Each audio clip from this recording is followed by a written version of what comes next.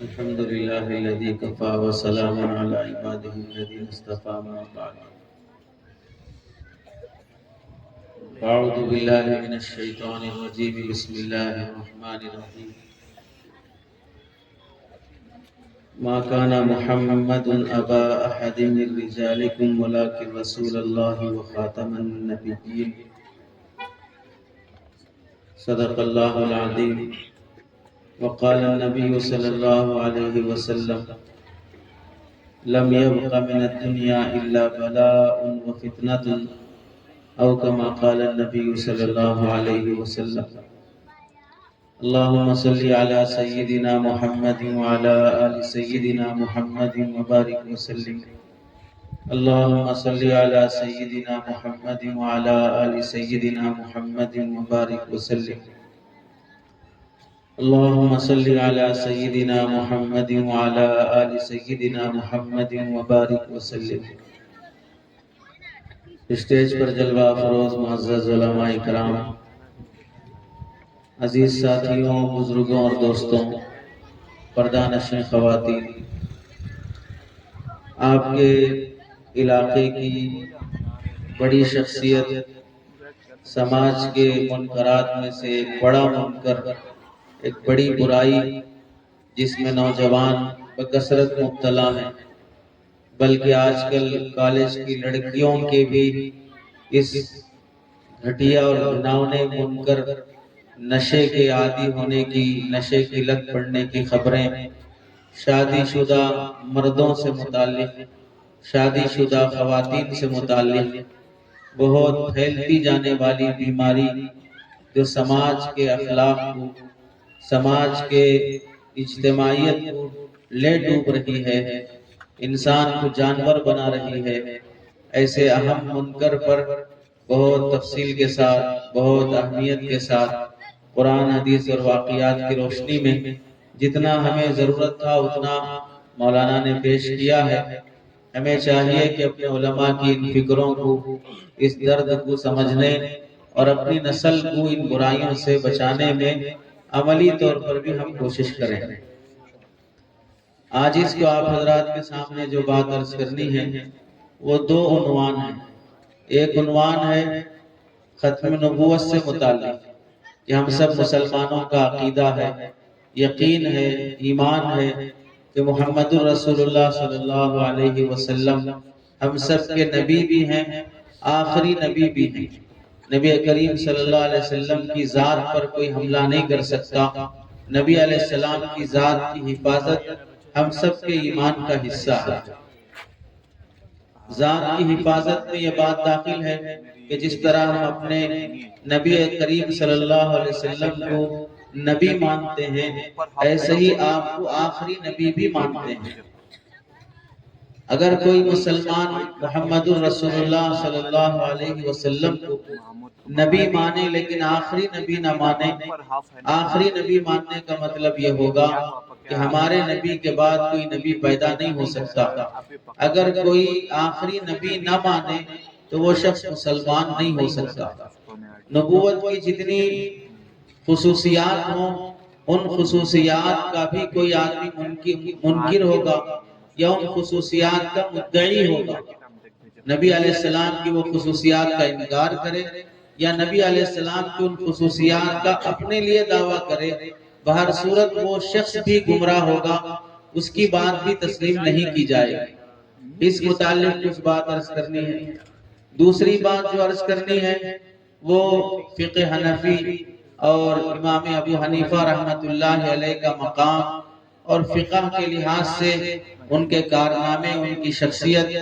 اس موقع پر اپنے بزرگوں اور اپنے اسلاف، اپنے بڑوں سے جو بے اعتمادی پیدا کی جا رہی ہے، ایسے نادان دوستوں، کم عقل، کم ظرف دوستوں کی اس گھٹیا محنت سے متعلق بھی کچھ باتیں عرض کرنے کی ضرورت ہے۔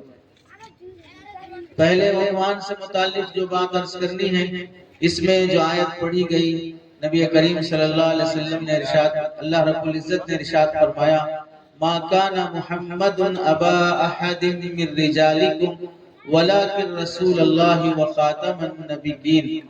محمد الرسول اللہ تم میں سے کسی مرد کے والد نہیں تھے، تم میں سے کسی مرد کے والد نہیں تھے، ولیکن رسول اللہ و خاتم النبیین، لیکن اللہ کے نبی رسول تھے اور خاتم النبیین، سارے نبیوں کے سلسلے میں اس کڑی میں سب سے آخر میں آنے والی شخصیت اور ذات تھے۔ اس آیت میں اللہ نے پہلی بات یہ فرمائی، اللہ کے نبی مردوں میں سے کسی کے والد نہیں تھے۔ مردوں میں اس لیے فرمایا، بچوں کے والد تو تھے لیکن بچے اتنے بڑے نہیں ہوئے کہ ان بچوں کو مرد کہا جا سکے۔ چھوٹا بچہ ہے تو اسے ولد کہتے ہیں، ابن کہتے ہیں، تو چھوٹے بچے کے لیے الگ لفظ بولتے ہیں۔ وہ بچہ بالغ ہو جائے، بڑا ہو جائے تو پھر اسے رجل کہتے ہیں۔ تو اللہ نے فرمایا جو بالغ ہو جائے، بڑے عمر کو پہنچ جائے، اس کے بھی آپ باپ ہوں، ایسا اللہ کے نبی علیہ السلام نہیں تھے۔ مردوں میں سے، عورتوں میں سے تو تھے، حضرت فاطمہ، حضرت زینب، حضرت رقیہ رضی اللہ تعالیٰ عنہم اجمعین، ان صحابیات اور بنات طاہرات کے آپ والد تھے۔ لیکن مردوں کی بات کی جا رہی ہے، آپ کے نرینہ اولاد 2 سال سے کم عرصے میں ہی سب انتقال ہو گئے۔ کوئی نرینہ لڑکا آپ کا 5 سال 10 سال کی عمر کو بھی نہیں پہنچ سکا۔ تو اللہ یہ فرماتے ہیں مردوں کے والد نہیں تھے۔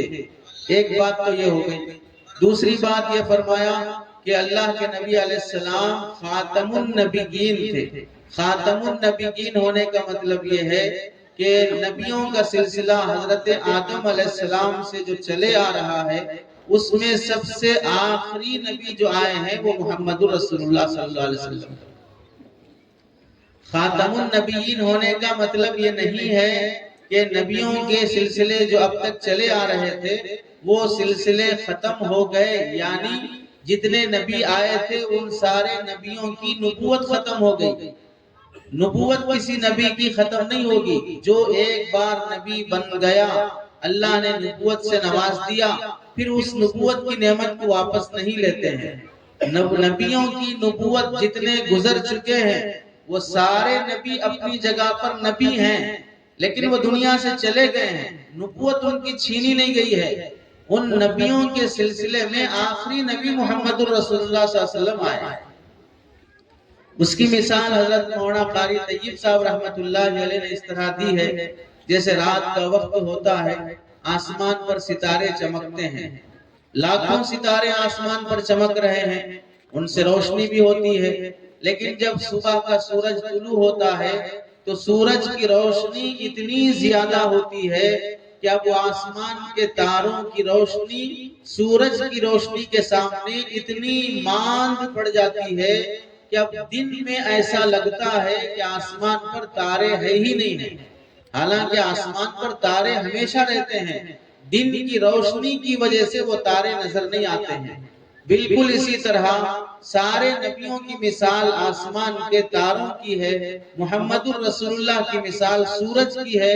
جب سورج جیسا نبی دنیا میں طلوع ہوا، اب دیگر نبیوں کی نبوت کی روشنی وہ ماند پڑ جاتی ہے، اب اس کے ذریعے سے لوگوں کو ہدایت نہیں ملے گی۔ اب لوگ ہدایت چاہتے ہیں، منزل چاہتے ہیں، جنت چاہتے ہیں، تو اس نبی کی روشنی میں چلنا پڑے گا، اس نبوت کی روشنی میں چلنا پڑے گا۔ دن کے اجالے میں کوئی آدمی ستاروں کی روشنی تلاش نہیں کرتا، اسی طرح محمد الرسول اللہ کی نبوت آنے کے بعد اب کسی اور نبی کی نبوت کو تلاش کرنا بیکار ہے۔ یہ مطلب ہے خاتم النبیین ہونے کا۔ ہم سب مسلمانوں کا عقیدہ یہ ہے اور ہونا چاہیے کہ جس طرح مسلمان ہونے کے لیے ایک اللہ کو ماننا ضروری ہے، اللہ کے ساتھ کسی کو شریک کرنا گناہ اور ناجائز ہے، اسی طرح محمد الرسول اللہ پر نبی ہونے کی حیثیت سے ایمان لانا ضروری ہے، اور اس کے ساتھ ساتھ آخری نبی ہونے کی حیثیت سے بھی ایمان لانا ضروری ہے۔ اللہ کو ایک مانا لیکن اس کے ساتھ شرک بھی کیا، محمد الرسول اللہ کو نبی مانا لیکن آخری نبی نہیں مانا، ان کے بعد بھی کسی اور کو نبی ماننے کا چانس باقی رکھا، تو پھر وہ شخص مسلمان نہیں ہو سکتا۔ مسلمان ہونے کے لیے توحید میں جیسے شرک جائز نہیں ہے، رسالت میں بھی شرک جائز نہیں ہے۔ توحید میں جیسے وحدانیت ضروری ہے، رسالت میں بھی وحدانیت ضروری ہے کہ ہم سب کا اللہ بھی ایک ہے، ہم سب کے رسول بھی ایک ہیں، کہ ہم ایک ہی نبی کی شریعت اور دین کو مانتے ہیں۔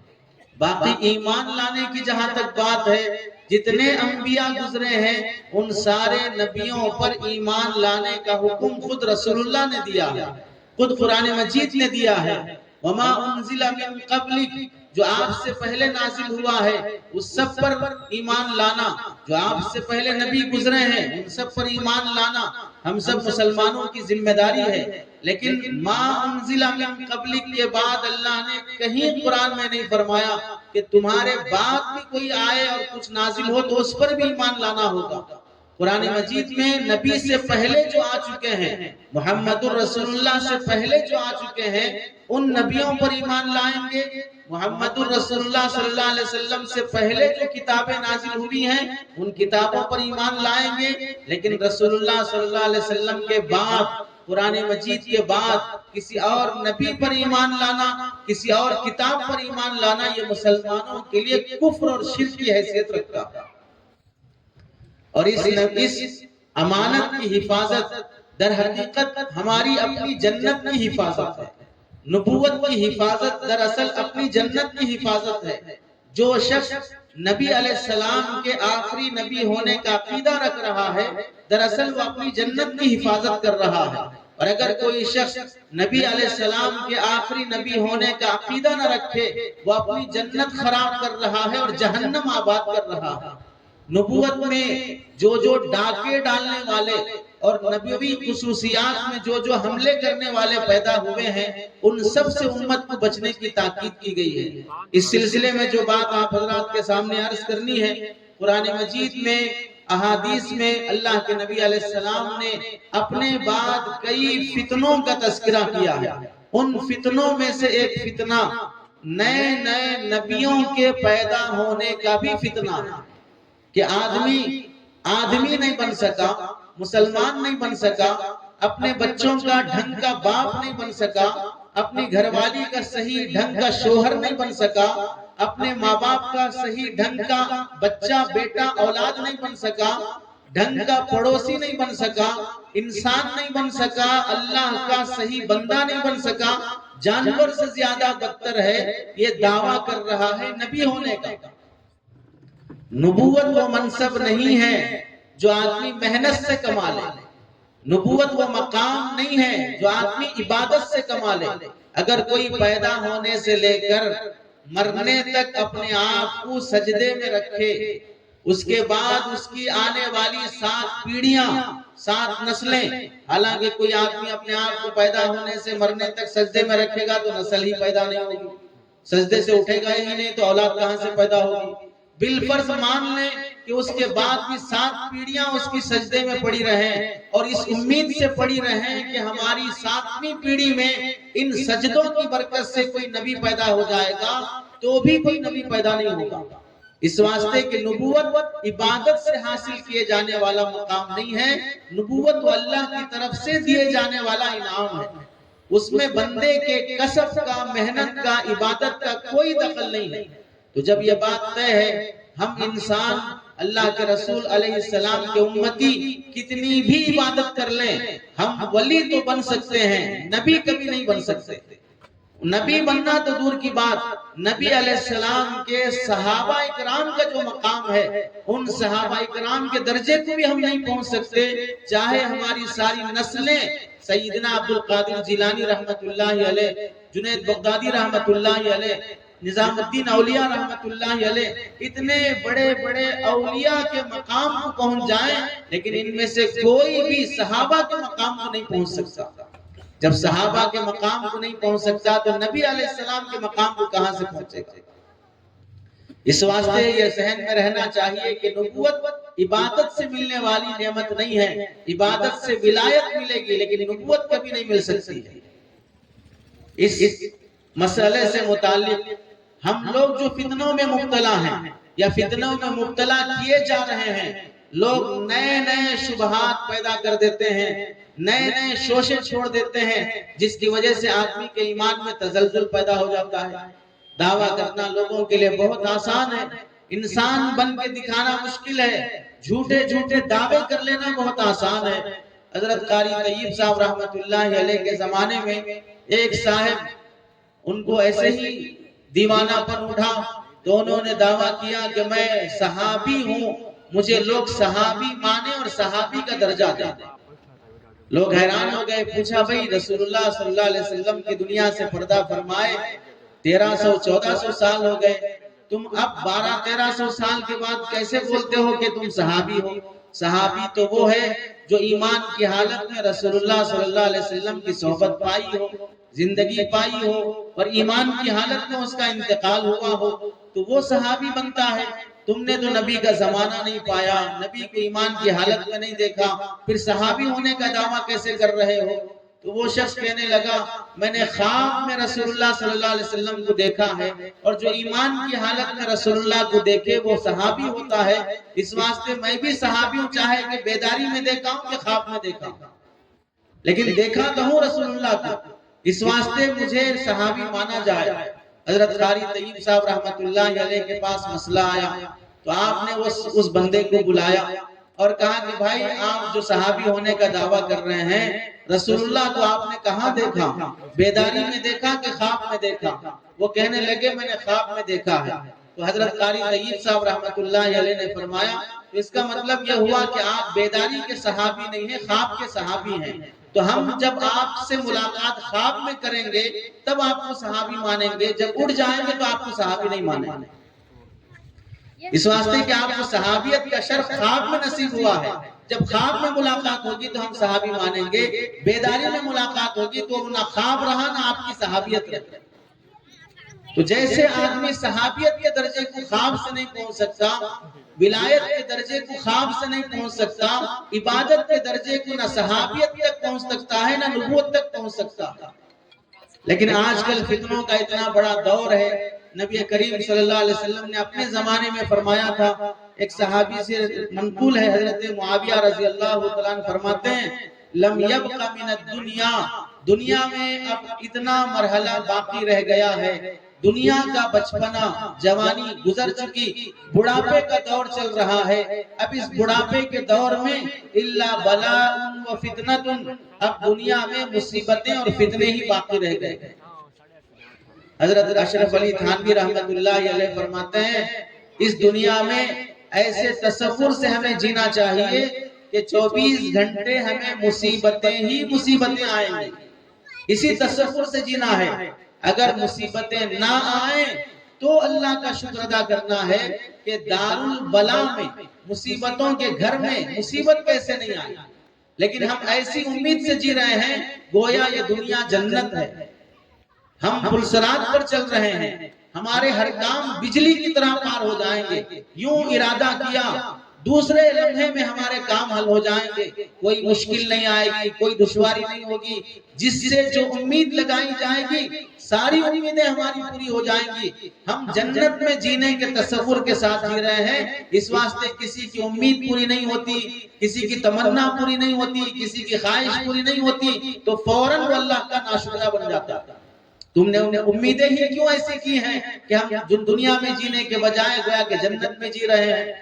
نبی کریم صلی اللہ علیہ وسلم نے ایک موقع سے فرمایا بادروا بالاعمال فتنا، اپنی آخرت بنانے کے لیے اعمال کرنے میں جلدی کرو، جوان ہے بڑھاپے کا انتظار نہ کرے، صحت مند ہے بیماری کا انتظار نہ کرے، فرصت کا موقع ہے مشغولیت کا انتظار نہ کرے، موقع ملا ہے جو ہو سکے عبادت کر لو، اس واسطے کہ جوانی کب ڈھلے گی، بیماری کب آ جائے گی، مصروفیتیں کب لگ جائیں گی، کب آدمی ٹینشن میں پڑ جائے گا، کب دیکھتے دیکھتے یہ کمزوریاں ہمیں گھیر لیں گی، یہ بیماریاں ہاسپٹلوں کے حوالے کر دیں گی، پتہ ہی نہیں چلے گا۔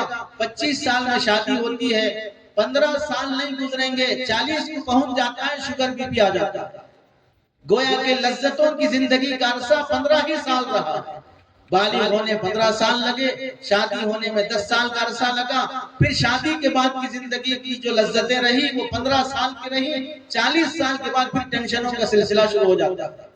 بادروا بالاعمال فتنا، فتنوں کے دور میں عمل کرنے میں جلدی کرو، فرصت کے موقع تلاش نہ کرو، ٹائم ملا تو کر لوں گا، ٹائم ملا تو پڑھ لوں گا۔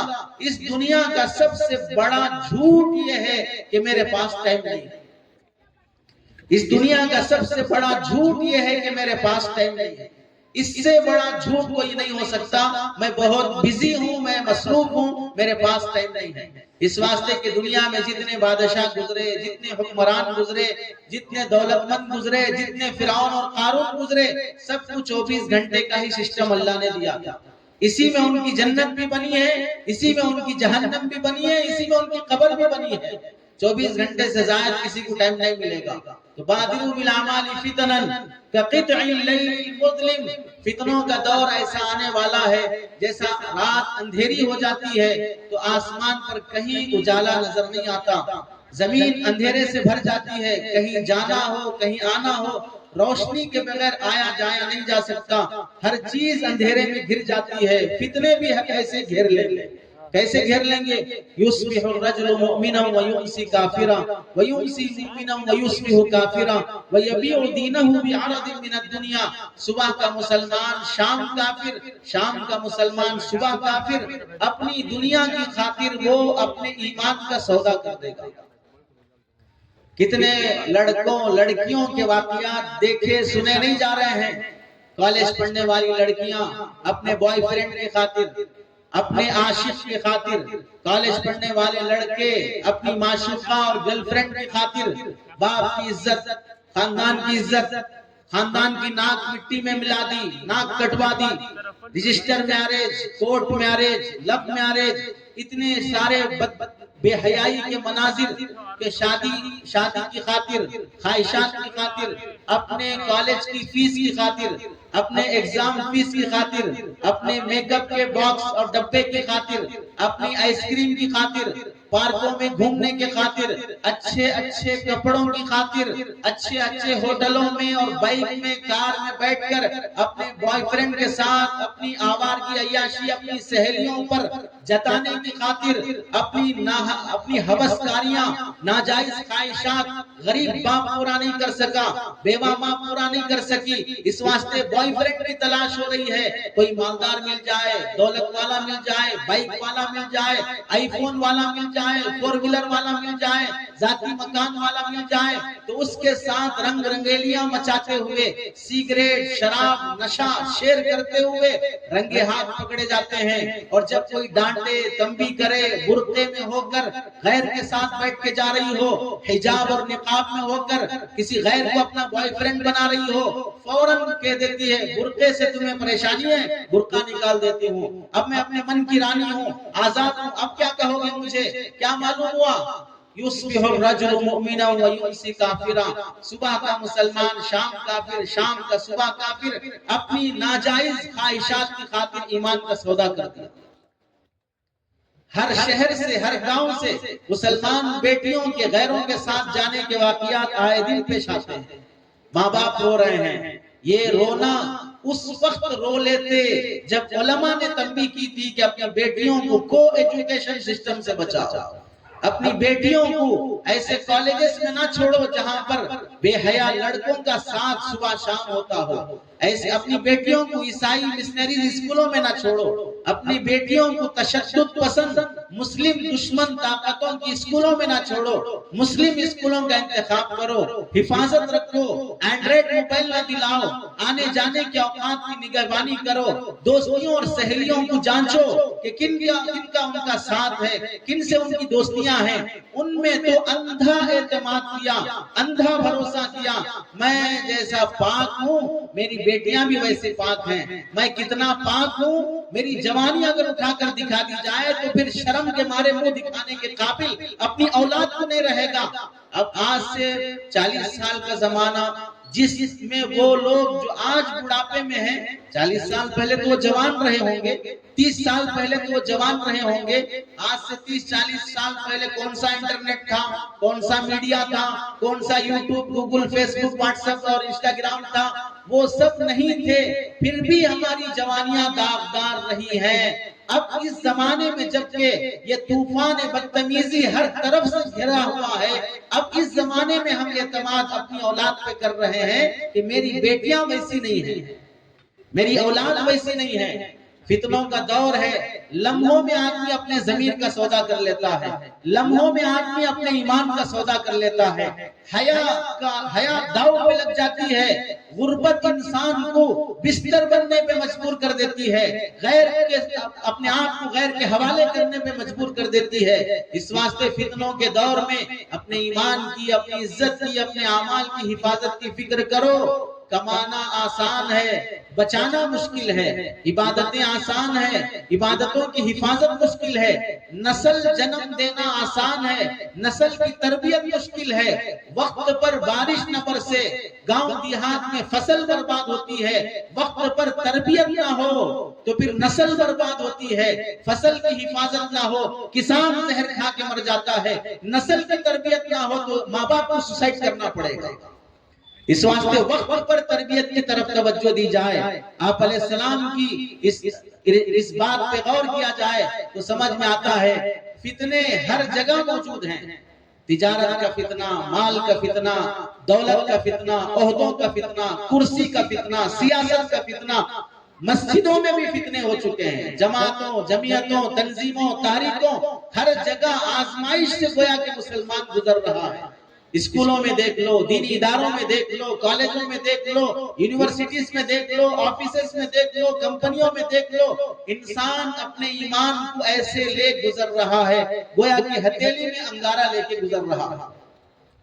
ان فتنوں کے دور میں اللہ کے نبی علیہ السلام نے فرمایا تھا، ایک موقع پر ایک صحابی اللہ کے نبی علیہ السلام کے ساتھ اونچی جگہ پر چڑھے، کسی گھر کی دیوار یا چھت پر چڑھے تو آپ نے فرمایا کہ میں جو دیکھ رہا ہوں کیا تم بھی وہ دیکھ رہے ہو؟ صحابہ نے فرمایا رسول اللہ ہم نہیں دیکھ رہے ہیں کہ آپ کیا دیکھ رہے ہیں؟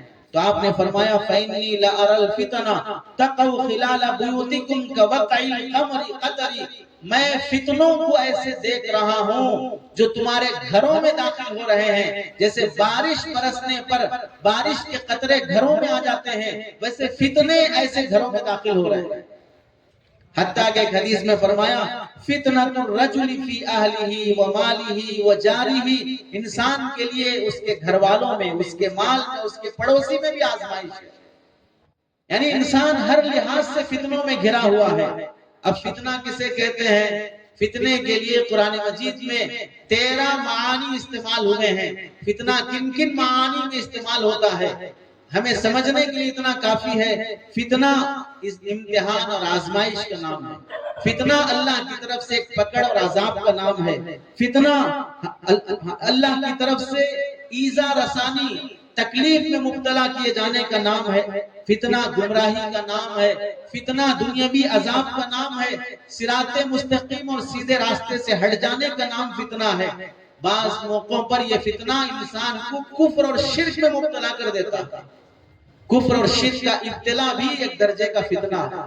اس لیے اللہ کے نبی علیہ السلام نے فتنوں سے بچنے کی دعاؤں کا اہتمام خود بھی فرمایا، امت میں بھی تعلیم فرمائی کہ فتنوں سے بچنے کا اہتمام کرتے رہو، دعا مانگتے رہو اللہ سے۔ اب ہم دیکھ لیں ہمارے موجودہ دور میں کیا کیا فتنے پائے جاتے ہیں۔ 2-4 فتنوں کا آپ حضرات کے سامنے تعارف کرایا جاتا ہے کہ ہم دیکھیں کہ کیا ان فتنوں میں ہم یا ہماری نسل مبتلا ہے کہ نہیں ہے۔ نمبر 1 دور حاضر میں جو سب سے بڑا فتنہ ہے سوشل میڈیا اور انٹرنیٹ کا فتنہ۔ کون سا مسلمان مرد ہے، عورت ہے، دنیا دار ہے، دیندار ہے، داڑھی والا ہے، بغیر داڑھی والا ہے، کرتے پیجامے والا ہے، پینٹ بشرٹ والا ہے، کون جوان ہے، کون بوڑھا ہے جو انٹرنیٹ کے فتنے میں مبتلا نہیں ہے؟ فون کے بغیر کس کی راتیں گزر رہی ہیں؟ اور جس کے پاس اینڈرائڈ موبائل ہے دیکھ لو 4G سے 5G کا زمانہ آ گیا، تیزی سے ڈاؤن لوڈ ہونے لگے۔ اب 3 ہی کام نوجوانوں کے باقی رہ گئے، ڈاؤن لوڈ کریں، لائک کریں، شیئر کریں، یہی کام رہ گیا بس. اس سے بڑی عبادت اب کچھ نہیں رہی. جو بھی ویڈیو دیکھ لیا، پسند آ گیا، اپنی محبوبہ کو دکھانا ہے، ڈاؤن لوڈ کر لیا، اسٹیٹس پہ لگا لیا. اپنی معشوقہ کو دکھانا ہے، ڈاؤن لوڈ کر لیا، اپنے گروپ میں شیئر کر دیا. اپنے کسی دشمن کو چڑھانا ہے، ڈاؤن لوڈ کر لیا، اسٹیٹس پہ لگا لیا. اس کے علاوہ خود انسان بننا کبھی خیال نہیں آیا. خود انسانیت سے آراستہ ہونا کبھی خیال نہیں آیا. میں کتنا ماں باپ پہ بوجھ بنا ہوں، میں کتنا اپنے بھائی بہنوں پہ بوجھ بنا ہوں، میں کتنا اس دھرتی پر ایک ناپاک بوجھ بنا ہوا جی رہا ہوں. اپنی انسانیت کی فکر نہ آئی. جو اشعار، جو درد بھری باتیں، جو دل کو چھو لینے والے جملے میڈیا کے ذریعے سے، یوٹیوب کے ذریعے سے، نظر سے، فیس بک سے، انسٹاگرام سے گزر جاتے ہیں، اسے اپنے اسٹیٹس کے ذریعے سے اپنے دکھ کو، اپنے غم کو، اپنی خوشی کو ظاہر کرنے کے لیے اسٹیٹس کا سہارا لینے لگے. گھنٹوں راتوں میں بیٹھ کر اکیلے میں چبوتروں پر، کٹوں پر، نالیوں پر، بازاروں میں، بند دکانوں کی سیڑھیوں پر، مسجد کی سیڑھیوں پر، مسجد کی چھت پر، رمضان المبارک کے مبارک مہینے میں اعتکاف کی حالت میں مسجد کی صفوں میں بیٹھ کر بھی مسلمان ناچ گانے دیکھنے سے محروم نہیں رہا. سامنے تراویح کی جماعت کھڑی ہوئی ہے، پیچھے نوجوان کرکٹ دیکھ رہا ہے. سامنے قرآن مجید پڑھا جا رہا ہے، پیچھے کسی ناچنے والی بے حیا بے شرم کی تصویریں اس کے انسٹاگرام سے گزر رہی ہیں. انٹرنیٹ اور میڈیا کا یہ کثیر الاستعمال ایسا طوفان ہے. نابالغ لڑکا ہو، دودھ پیتا بچہ ہو، حاملہ عورت ہو، 4 بچوں والی ماں ہو، اس کے ہاتھ سے سیریل لے جاتا ہے. پردہ نشین عورتوں سے پوچھ لیں، ان میں سے بہت سی ہوگی اللہ کی وہ بندیاں جو نہ ٹی وی جانتی ہیں، نہ سیریل جانتی ہیں، نہ فلم جانتی ہیں، نہ ناچ گانے جانتی ہیں. بڑی پاک دامنی کے ساتھ وہ زندگی گزار رہی ہیں. لیکن وہ عورتیں اور وہ لڑکیاں جو 2000 کے بعد سے پیدا ہوئی ہیں، 2000 کے بعد کی ہیں، وہ لڑکیاں جو کالج کا ماحول دیکھ چکی ہیں، جو انٹرنیٹ اور موبائل اور اینڈرائیڈ موبائل کے زمانے میں جنہوں نے آنکھیں کھولی ہیں، ان میں سے کون لڑکی ہے جو سیریل دیکھنا نہیں چاہتی ہے، انسٹاگرام اور فیس بک میں اپنی آئی ڈی اور پیج نہیں بنائی ہے. اس انٹرنیٹ کی مصیبت میں ہمارے لڑکیوں سے حیا چھین لی، ہمارے نوجوانوں سے ادب، احترام، عزت چھین لی ہے. آج کتنی لڑکیاں غیر شادی شدہ نہیں، شادی شدہ لڑکی عورتیں وہ ہیں، 3 4 بچے والی وہ ہیں جو انٹرنیٹ کی مصیبت میں مبتلا ہو کر اپنے بچوں کو، اپنے شوہر کو چھوڑ کر غیر کے ساتھ بھاگ جاتی ہیں. اپنے خاندان کے ہوتے ہوئے، شوہر کے ہوتے ہوئے، بچوں کے ہوتے ہوئے ناجائز تعلقات رکھ رہی ہیں فون کے غلط استعمال کی وجہ سے.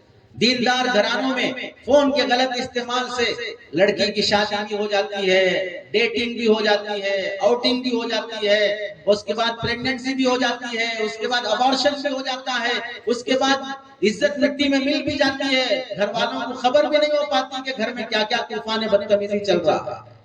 اور یہ اعتماد ہے، یہ بھروسہ ہے کہ میری لڑکی ویسی نہیں ہے. غیر شادی شدہ لڑکیوں کو، کنواری بیٹیوں کو موبائل اینڈرائیڈ دلا کر، انٹرنیٹ کے ریچارج کی آزادی دے کر، ان کے موبائل میں اپنا پاسورڈ رکھے بغیر، ان کے موبائل کی جانچ کیے بغیر، ان کے گروپ میں اپنے آپ کو جا کر دیکھے بغیر، ان کی سہیلیوں کے میسیجز اور ویڈیوز اور آڈیوز سنے بغیر جو باپ، جو ماں اپنی بیٹی پر اندھا اعتماد کرتا ہے، کل وہ گٹر کا کیڑا بن جائے، گٹر میں اپنے آپ کو گھٹیا اور بے حیا بے شرم بنا لے، وہ court marriage, register marriage, love marriage کی شکار ہو جائے، تو اس دن نہ خدا کو شکایت کرنا، نہ کسی مولوی کو شکایت کرنا. اس واسطے کہ اس کی بے حیائی کا راستہ، اس کی بد کرداری کا راستہ ہم نے فراہم کیا ہے موبائل کے ذریعے سے. اس کے موبائل میں ریچارج باپ نے اپنے پیسے سے کرایا ہے، اسے انٹرنیٹ کے استعمال کی آزادی ماں نے اپنی مرضی سے دی ہے. بیٹی کی چال چلن باپ سے زیادہ ماں سمجھ سکتی ہے. بیٹی کے بننے سورنے کو، کالج جانے کے لیے تیار ہونے کو، اپنے دوستوں سے ہنستے مسکراتے بات کرنے کو، کالج سے گھر دیر آنے کو، رات دیر تک تنہائی میں بیڈ شیٹ اوڑھ کر اندر موبائل میں چیٹنگ کرنے کو کیوں ماں نے محسوس نہیں کیا؟ کیوں گھر کے باپ نے محسوس نہیں کیا دکان کی اتنی ذمہ داریاں، کاروبار کی اتنی ذمہ داریاں، کمانے کا اتنا بوجھ کہ اولاد ہاتھ سے نکل جائے؟ پیسہ تو بچوں کی خاطر کمایا جاتا ہے تاکہ نسل کی تربیت ہو سکے، نسل کو کسی کی گود میں بٹھانے کے لیے اولاد جنم نہیں دی جاتی ہے، نسل کو حرام اولاد جنم دینے کے لیے پالا نہیں جاتا ہے، ناجائز تعلقات کے لیے چھوڑا نہیں جاتا ہے۔ یہ تربیت انٹرنیٹ کے غلط استعمال سے ختم ہو جاتی ہے۔ یہ بڑا فتنہ ہے جس میں ہمارا نوجوان مبتلا ہے۔ آج دیکھ لیں ان نوجوانوں میں یوٹیوب پر کون سے مولانا کو سننا ہے، کس کا بیان سننا ہے، کس کا ویڈیو کلپ دیکھنا ہے، کون صحیح عقیدے پر ہے، کون نبوت پر ڈاکہ ڈال رہا ہے، کون غلط عقیدے کی طرف جا رہا ہے۔ ویڈیو میں بولنے والے آ گئے، اچھا انگریزی بولنے لگے، اچھا ہماری سمجھ کے حساب سے بولنے لگے، انگریزی آمیز اردو بولنے لگے، ہمیں سمجھ میں آ رہا ہے، اپنے من کے حساب سے بولنے لگے۔ مجھے یہ بات اچھی لگی، مجھے یہ بات اچھی پسند آئی، تو اس حساب سے اسے لائک کرنے لگا، سبسکرائب کرنے لگا، اس کے ویورز کو بڑھانے لگا۔ یہ نہیں سوچا کہ گمراہ ہے، یہ نہیں سوچا کہ جمہور امت سے ہٹا ہوا ہے، یہ نہیں سوچا کہ یہ حدیث پر ڈاکہ ڈال رہا ہے، یہ فقہاء کو گالیاں دیتا ہے، یہ صحابہ کو تانے دیتا ہے۔ اس کی چند باتیں اچھی لگی، اس واسطے اس کا لائکر بن گیا، اس کا فالوور بن گیا، اس کا سبسکرائبر بن گیا، اسے دل و جان سے چاہنے لگا۔ ایسے نوجوانوں کو ایک بات دل کی تختی پر لکھ لینا چاہیے، دماغ کے کان کھول کر، علم کو شریعت نے دودھ سے تشبیہ دی ہے، علم کو شریعت نے دودھ سے تشبیہ دی ہے، علم کی مثال دودھ کی طرح ہے۔ حدیث میں آپ علیہ السلام نے وہ خواب ذکر کیا جو میں نے دودھ پیا، پھر ابو بکر کو دیا، بچا ہوا، ابو بکر نے بچا ہوا، حضرت عمر رضی اللہ عنہ کو دیا۔ یہ دودھ کو تشبیہ دی ہے، علم کو تشبیہ ہے دودھ سے۔ اب جو آپ حضرات پی رہے ہیں، چائے ہے کہ دودھ ہے، دیے جانے والا کپ چاہے وہ کاغذ کا ہے، پلاسٹک کا ہے، جیسا بھی ہے، لیکن بنا ہی اس واسطے ہے کہ اس میں دودھ چائے کچھ پیا جائے۔ سمجھ میں آتا ہے، ٹھیک ہے بھائی، پیئیں، بیان کے درمیان میں پیئیں، بیان سے پہلے پیئیں، بیان کے بعد پیئیں۔ کھاتی پیتی رہنے والی قوم ہے، اچھی بات ہے، لیکن پینے کھانے والی نہیں ہے، یہ بری بات ہے۔ کھاتی پیتی رہنا کوئی بری بات نہیں ہے، پینے کھانے والی ہونا یہ بری بات ہے۔ اب یہ کب چونکہ پینے کے لیے ہی بنایا گیا ہے تو پیتے ہوئے عیب نہیں لگتا، شرم نہیں آتی، لیکن اگر یہی دودھ چائے جو پی رہے ہیں اگر باتھ روم کے لوٹے میں لا کر دیا جاتا تو کتنے شریف ہے جو آگے بڑھ بڑھ کے اسے قبول کر لیتے، کتنے شریف ہوں گے جو اسے آگے بڑھ بڑھ کے قبول کر لیتے۔ یہ اگر سمجھایا بھی جائے دودھ تو دودھ ہے، چاہے پینے کا آلہ کوئی بھی ہو، وہ لوہے اسٹیل کی گلاس ہو یا کانچ کی گلاس ہو یا واش روم کا لوٹا ہو جس سے دھویا جاتا ہے، اس سے پی رہے ہیں، فرق کیا پڑے گا؟ صرف لوٹے ہی گئے تو فرق ہے، باقی دودھ اسی میں اس میں بھی ہے۔ وہاں غیرت گوارا نہیں کرتی، فوراً واش روم یاد آ جاتا ہے، پتہ نہیں کس کس نے کیا کیا دھویا ہوگا، کتنا دھویا ہوگا، کہاں کہاں لگا ہوگا۔ تو جیسے باتھ روم کے لوٹے میں دودھ پینا گوارا نہیں ہوتا، اگرچہ کہ دودھ اپنی جگہ پر پاک ہی کیوں نہ ہو، ایسے ہی ہر ایرے غیرے اسکالر سے دین اور شریعت سیکھ لینا باتھ روم کے لوٹے میں دودھ پینے سے بدتر ہے۔ اسے یحییٰ ابن معین رحمت اللہ علیہ نے سمجھایا، ان ھذا العلم دین فانظروا عمن تأخذون دینکم، یہ جو دین تم سیکھ رہے ہو یوٹیوب کے ذریعے سے، آن لائن یا کسی بھی طریقے سے، یہ علم دراصل تمہارا دین ہے، تمہاری شریعت ہے۔ دین جیسے پاکیزہ ہے، جس برتن سے لے رہے ہو وہ برتن میں پاک ہونا چاہیے، جس آدمی سے سیکھ رہے ہو وہ آدمی میں مستند ہونا چاہیے، وہ بھی پڑھا لکھا ہوا کسی مدرسے کا فارغ اتھینٹک ہونا چاہیے، ورنہ ہر ایرے غیرے سے آدمی علم سیکھنا شروع کرے گا، گمراہ ہو جائے گا۔ اپنے سر کے درد کی خاطر، اپنے چیسٹ اور سینے کے درد کی خاطر، پیٹ کے درد کی خاطر ڈاکٹر کی ہاسپٹل پہ جانے سے پہلے بورڈ پر اس کی ڈگریاں دیکھے گا، ایم ڈی ہے، ڈی ایم ہے، ایم اے ہے، ایم بی بی ایس ہے، کیا پڑھا ہے، کون سی ڈگری کا ہے، کون سی کالج سے پڑھا ہے، تاکہ وہ ان ڈگریوں کے حساب سے زندہ واپس آ سکوں، گھر جا سکوں، قبرستان نہ جا سکوں۔ اتنی حفاظت اپنے جان کی ہے کہ کسی ڈاکٹر کے پاس سر کے درد کے لیے بھی جاتے ہوئے ڈگریاں دیکھ کے جا رہا ہے، اور یوٹیوب پر آنے والے اسکالر کی ڈگریاں نہیں دیکھ رہا ہے کہ کون کہاں سے پڑھا ہے، کس پر علماء اعتماد کر رہے ہیں۔ ڈاکٹر کا کام ہے تفسیر کرنا، انجینئر کا کام ہے قرآن کی تشریح حدیث بیان کرنا، کسی ٹیچر اور پروفیسر کا کام ہے قرآن حدیث کی تشریح کرنا، کسی ہیڈ ماسٹر کا کام ہے قرآن حدیث کی تشریح کرنا۔ جنہوں نے 15 سال اپنی زندگیاں قرآن حدیث سیکھنے پر لگا دی ہیں، وہ کیا گھاس کاٹنے کے لیے پیدا ہوئے ہیں؟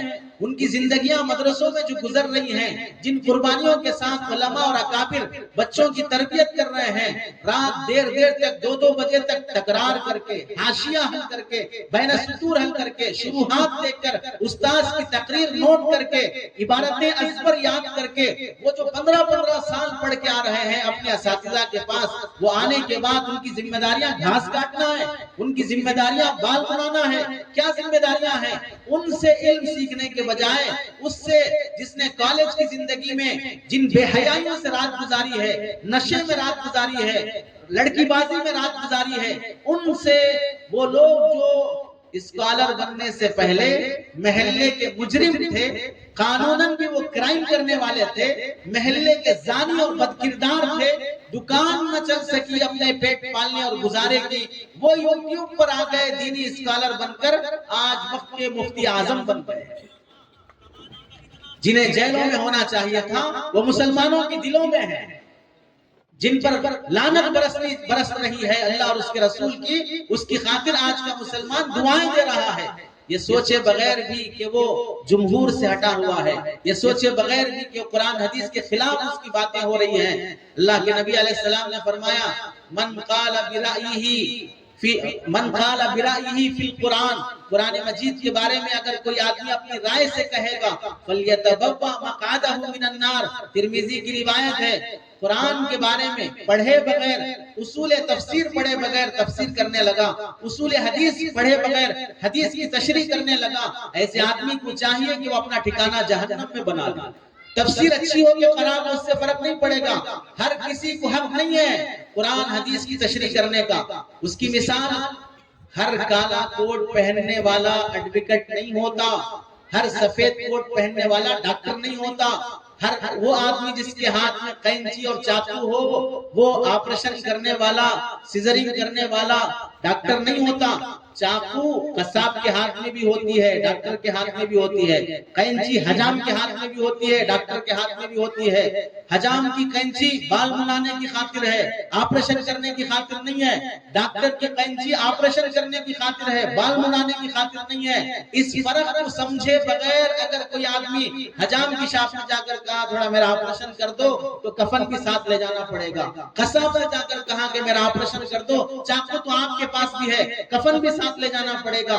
اس فرق کے ساتھ جیسے آدمی جاتا ہے کہ کہاں بال بنانا ہے، کہاں گوشت خریدنا ہے، کہاں آپریشن کرانا ہے، اسی فرق کے ساتھ علم کو سیکھنا پڑے گا، کہاں قرآن کی تفسیر سننی ہے، کہاں حدیث سننی ہے، کہاں مسئلے پوچھنے ہیں۔ ایک وہ آدمی جو یہاں آپ کے شہر میں رہ کر ماہانہ 15,000 نہیں کما سک رہا تھا، گھر نہیں چلا سک رہا تھا، وہ کویت گیا، سعودیہ گیا، دبئی گیا، ریاض گیا، مکہ مکرمہ گیا، مدینہ منورہ گیا، وہاں اس کی ڈیوٹی تھی جھاڑو مارنا، چپراسی بن کے رہنا، پوچھا مارنا، ڈرائیونگ کرنا، وہاں کے بچوں کو اسکول چھوڑنا، ان کے پیمپر بدلنا، ان کا کھانا پکا کے دینا، ان کی گاڑیاں صاف کرنا، ان کے گھروں کے سامنے دربان بن کے کھڑے رہنا۔ وہ چند سال کیا وہاں پر جھاڑو پوچھا مار لیا، یہاں آ کر اب اپنے ملک میں بخاری شریف میں یہ حدیث ہے، مسلم شریف میں یہ حدیث ہے، ترمذی شریف میں یہ حدیث ہے۔ آپ کے ابا حضور نے آپ کو بخاری پڑھائی ہے، آپ کی والدہ محترمہ نے آپ کو مسلم شریف پڑھائی ہے، جانتے بھی ہیں کہ بخاری کس چیز کا نام ہے، قابل بھی ہو کہ اس کا نام لے سکو۔ یہ آزادی ایڈوکیٹ جو کالج میں 3 سال 5 سال بھی وہ LLM کیا ہو، وہ ایڈوکیٹ کا کورس لا پڑھا ہو، وہ قانون کی تشریح کرے گا، ڈگری لے کر کرے گا، جج اسے تسلیم کرے گا۔ میں اگر وہ کتابیں منگوا کر، اگرچہ کہ میں دارالعلوم دیوبند کا مفتی ہی کیوں نہ بن جاؤں، پھر بھی میں اگر قانونی کتابیں منگوا کر میں عدالت میں جا کر تشریح کرنے لگ جاؤں اور یہ بولوں کہ قانون کی کتابیں میرے ہاتھ میں بھی ہیں، اس پر کس کی جاگیرداری چلے گی، یہ کس کی باپ کی کتابیں ہیں، اس سے میں بھی تشریح کر سکتا ہوں، ظاہر سی بات ہے یہ اس کا آخری دن ہوگا، اس کے بعد جیل میں نظر آئے گا۔ قانون کی کتابیں انسان کی لکھی ہوئی، اس کی تشریح کرنے کے لیے بھی تمہیں ڈگری کرنا پڑے گا، کسی استاذ کے سامنے بیٹھ کر سیکھنا پڑے گا، تب اس قانون کی تشریح کر سکتے ہو۔ اگر میں MBBS کی کتابیں 5-5.5 سال پڑھے بغیر دکان سے خرید کر پڑھ لوں، مجھے انگریزی آتی ہو اور میں ان کتابوں کے بیس پر کلینک کھول کے بیٹھ جاؤں، ہاسپٹل کھول کے بیٹھ جاؤں، تو پھر مجھے اندر جیل میں جانا پڑے گا۔ وجہ کیا ہے؟